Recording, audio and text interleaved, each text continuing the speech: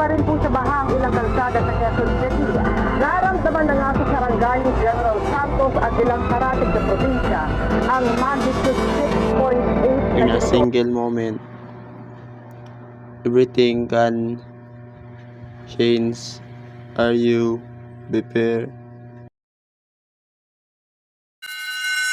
Magnitude 7.6 na lindol.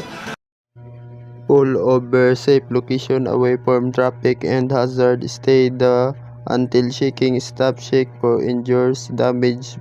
Be prepared to aftershock. If you damage building, evacuate as soon.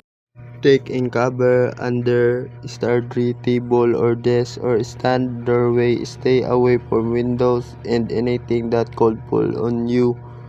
Clear spot, drop to ground. Stay.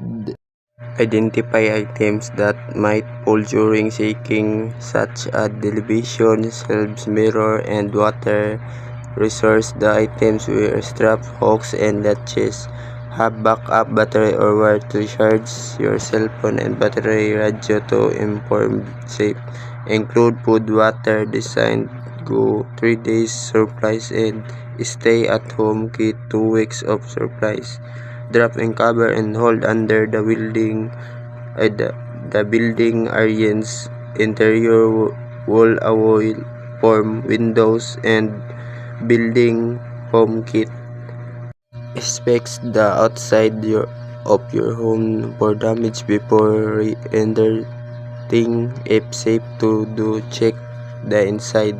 Listen to local radio, TV, or others new source for